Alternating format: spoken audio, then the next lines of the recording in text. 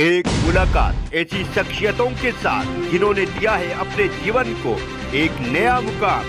रूबरू कराएंगे ऐसी कुछ हस्तियों के साथ एक खास शख्सियत के साथ मुलाकात जयदेव पटेल के साथ नंबर 1 इंडिया न्यूज पर। नमस्कार व्यूअर्स, मैं जयदेव पटेल और आप देख रहे हैं नंबर 1 इंडिया न्यूज़। आपका एक बार फिर स्वागत है एक खास शख्सियत के साथ मुलाकात प्रोग्राम में। आज हम बात करेंगे इस समय देश में इंडिया गठबंधन को लेकर के जो एक विवाद छिड़ा हुआ है आपस में। समाजवादी पार्टी के प्रमुख अखिलेश यादव ने कांग्रेस पर जो हमला बोला है इसको लेकर, और इसी के साथ साथ आजम खान की सज़ा को लेकर के समाजवादी पार्टी हमलावर है और बीजेपी पर आरोप लगा रही है कि मुस्लिम समुदाय के विरोध की वजह से बीजेपी षड्यंत्र के तहत इस तरीके की कार्रवाई करवा रही है। इन्हीं तमाम मुद्दों पर बात करने के लिए हमारे साथ खास मेहमान है भारत सरकार में उत्तरी पूर्वी क्षेत्र के विकास के मंत्रालय के राज्य मंत्री और साथ ही सहकारिता मंत्रालय के राज्य मंत्री BL वर्मा। BL वर्मा जी, आपका बहुत बहुत स्वागत आज हमारे प्रोग्राम में। धन्यवाद। BL वर्मा जी, आपसे मेरा पहला सवाल है कि समाजवादी पार्टी के प्रमुख अखिलेश यादव जी ने मध्य प्रदेश में सीटों के बंटवारों को लेकर के कहीं न कहीं कांग्रेस पर हमला बोलते हुए उनके प्रदेश अध्यक्ष के साथ साथ में तमाम नेताओं को चिरकुट कहा है, इसको आप कैसे देखते हैं? देखिए, अखिलेश यादव हो या राहुल गांधी हो, इनका कोई नया मामला नहीं है।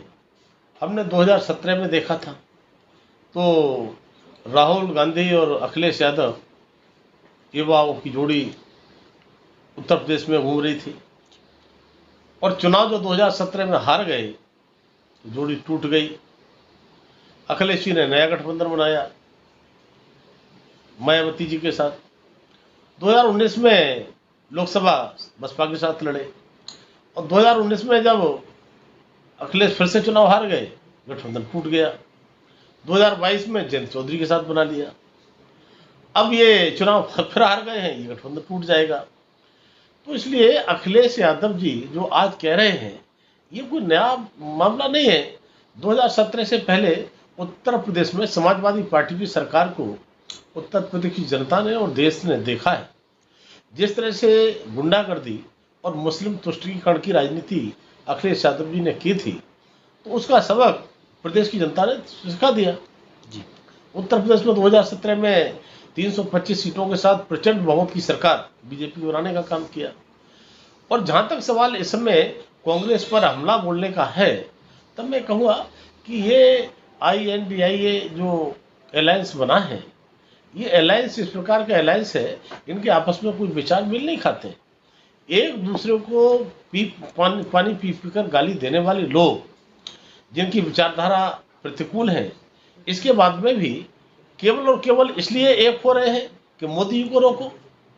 तब मैं कहना चाहता हूं, ये 2019 में भी इस प्रकार का अभियान उन्होंने चलाया था, मोदी रोको मोदी रोको।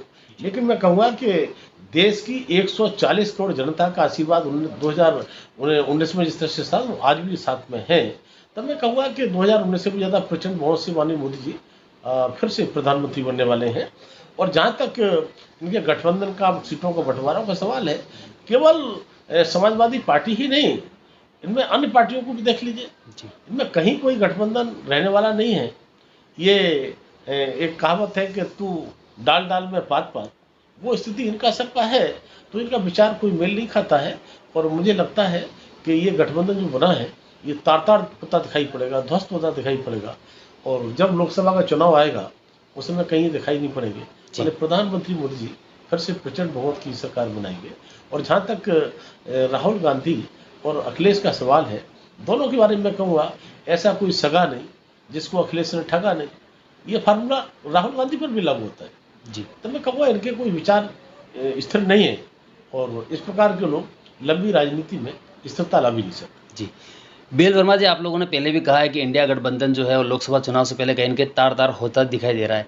ऐसे में इस प्रकार का जो डिस्प्यूटेशन शुरू हुआ है इस समय, क्या आपको लगता है कि 2024 के लोकसभा चुनाव तक ये गठबंधन रहेगा भी या नहीं? देखिए, मुझे तो नहीं लगता है कि रहेगा। और इसमें ही देख लीजिए 5 राज्यों के चुनाव चल रहे हैं।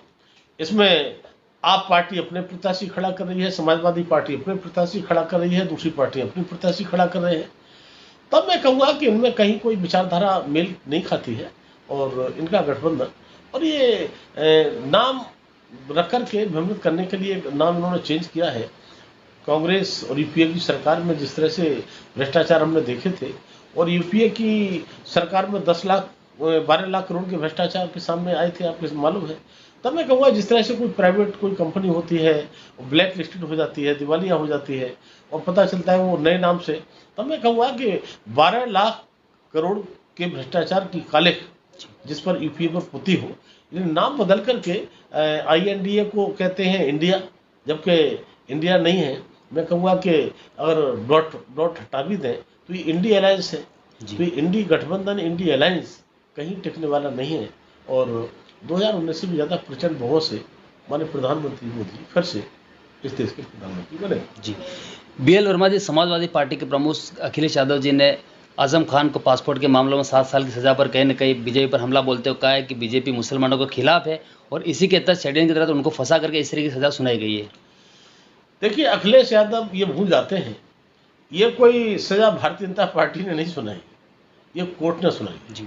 और मुझे लगता है कोर्ट पर इस प्रकार की टिप्पणी करना ये न्याय संगत नहीं है। और क्योंकि हाँ ठीक है, आप मुस्लिम तुष्टिकरण की राजनीति करते रहे हैं, इसलिए वहाँ संदेश इस प्रकार का देना चाहते हो तो अलग विषय है, लेकिन कोर्ट का सम्मान, कोर्ट के निर्णय का सम्मान हम सभी करते हैं और करना चाहिए। और जहाँ तक कानून का सवाल है, कानून अपना काम करते हैं। जी, BL वर्मा जी, आपसे हमारा एक आखिरी सवाल है। AIMIM प्रमुख असदुद्दीन ओवैसी ने राहुल गांधी को कहा है वो बीजेपी की बी टीम है, क्योंकि उन्होंने बीजेपी को कहीं ना कहीं अमेठी की जो सीट है वो गिफ्ट कर दी है, इसलिए वो वायनाड से चुनाव लड़े हैं। तो इसको आप कैसे देखते हैं? देखिए, ओवैसी और राहुल गांधी जी ये सब नूरा कुश्ती लड़ने वाले लोग हैं। ये कौन किसकी बी टीम है ये तो देश की जनता सब जानती है। हाँ, इतना हम कह सकते हैं, उत्तर प्रदेश के भारतीय जनता पार्टी के कार्यकर्ताओं ने कांग्रेस का सफाया करने का काम किया है। एक सीट रह गई है, मुझे लगता है कि जब 2024 का चुनाव आएगा तो उस चुनाव में एक खाता कांग्रेस खोल नहीं पाएगी। और जहाँ तक ओवैसी का सवाल है तो ओवैसी भी अपनी स्थिति जानते हैं। मैं तेलंगाना में लगातार रहा हूँ, क्लस्टर इंचार्ज भी वहाँ का हूँ, तो मैं कह सकता हूँ कि ये केवल नूरा कुश्ती, सामने कुछ बोलते हैं और अंदर कमरे में बैठकर कुछ बातें करते हैं। ये सब एक दूसरे की मिली भगत से सभी काम करते हैं। जी, BL वर्मा जी, आपने हमारे लिए समय निकाला, उसके लिए आपका बहुत बहुत धन्यवाद।